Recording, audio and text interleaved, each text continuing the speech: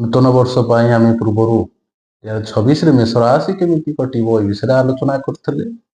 ଦ୍ୱିତୀୟ ରାଶି ବୃଷ ରାଶି ବିଷୟରେ ଆଲୋଚନା କରିବା। ବୃଷ ରାଶି ଆପଣଙ୍କର ଯେମିତି କୃତ୍ତିକା ବୃଷ, ରୋହିଣୀ ବୃଷ, ମୃଗଶିରା ବୃଷ, ଏହି 3 ନକ୍ଷତ୍ରର ବୃଷ ରାଶି ମାନଙ୍କ ପାଇଁ କେମିତି ଏଇ ବର୍ଷଟି କଟିବ ଏ ବିଷୟରେ ଆମେ ଆଜି ଆଲୋଚନା କରିବା। ମୁଖ୍ୟତଃ ଆମେ ଯଦି ଦେଖିବା ନିଶ୍ଚିତ ଭାବରେ ଏ ବର୍ଷଟି ବୃଷ ରାଶିଙ୍କ ପାଇଁ ବହୁତ ଭଲ ଲାଭଦାୟକ। ପାରିବାରିକ କ୍ଷେତ୍ର, ସ୍ୱାସ୍ଥ୍ୟ କ୍ଷେତ୍ର, ଧନ ରୋଜଗାର କରିବାର କ୍ଷେତ୍ର, କର୍ମ କ୍ଷେତ୍ର, ଏ ସମସ୍ତ ପାଇଁ ବୃଷ ରାଶି ବ୍ୟକ୍ତି ମାନଙ୍କ ପାଇଁ ଅତ୍ୟନ୍ତ ଲାଭଦାୟକ। ଆମେ ଯଦି ପାରିବାରିକ କ୍ଷେତ୍ର ଦେଖିବା ନିଶ୍ଚିତ ଭାବରେ ଅତ୍ୟନ୍ତ ଭାବରେ ଆପଣଙ୍କର ପରିବାରର ସମସ୍ତ ବ୍ୟକ୍ତି ଏକଜୁଟ ହେଇ ରହିବେ। ପରିବାର ଲୋକ ଆପଣଙ୍କୁ ସାହାଯ୍ୟ କରିବେ, ନିଜର ବ୍ୟକ୍ତି ମାନେ ଆପଣଙ୍କୁ ସାହାଯ୍ୟ କରିବେ। ନିଶ୍ଚିତ ଭାବରେ ଆପଣ କୌଣସି କାର୍ଯ୍ୟକୁ ଯଦି କରିପାରୁନାହାନ୍ତି ନିଶ୍ଚିତ ଭାବରେ ଆପଣଙ୍କ ନିଜର ପରିବାର, ନିଜର ବନ୍ଧୁ, ନିଜର କୁଟୁମ୍ବ ଲୋକଙ୍କ ଦ୍ୱାରା ଆପଣ କିଛି ପରିମାଣରେ ସାହାଯ୍ୟ ପାଇପାରନ୍ତି, ଯାହାକି ଆପଣଙ୍କ ପାଇଁ ଅତ୍ୟନ୍ତ ଭାବରେ ଲାଭଦାୟକ ହେବ। କିନ୍ତୁ 31 ଅକ୍ଟୋବର ହାରାହାରି ନଭେମ୍ବର ଡିସେମ୍ବର ଏଇ 2 ମାସ ଆପଣଙ୍କର ପାରିବାରିକ ସମସ୍ୟା ଉପୁଜିପାରେ।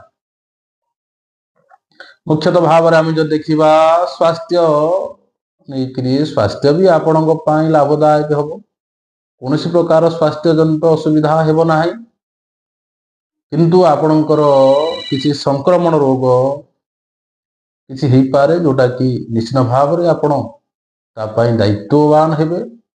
ନିଜକୁ ଯେମିତି କୌଣସି ପ୍ରକାର କୁଖାଦ୍ୟ ଖାଆନ୍ତୁ ନାହିଁ, ତା ସହିତ ନିଜର ସ୍ୱାସ୍ଥ୍ୟକୁ ଆପଣ ଜଗନ୍ତୁ, ଯୋଉଟା କି ଆପଣଙ୍କ ପାଇଁ ନିୟମିତ ବ୍ୟାୟାମ କରିବା, ଯୋଗ କରିବା, ଏସବୁ ଜିନିଷ ଆପଣ ମାନେ କରିପାରିବେ, ଯାହାକି ନିଜ ଶରୀର ପାଇଁ ଅତ୍ୟନ୍ତ ଭାବରେ ଶୁଭଦାୟକ।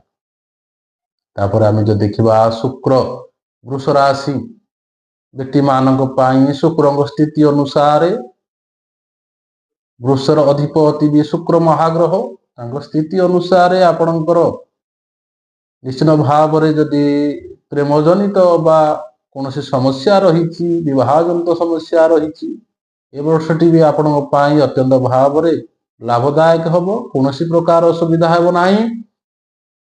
କିନ୍ତୁ ଆପଣଙ୍କର ଏଇ ବର୍ଷର ଲାଷ୍ଟ ବା ଶେଷ ସମୟରେ କୌଣସି ନା କୌଣସି ଏହି ସମ୍ବନ୍ଧୀୟ ଘଟଣା କିଛି ଖରାପ ଘଟିପାରେ।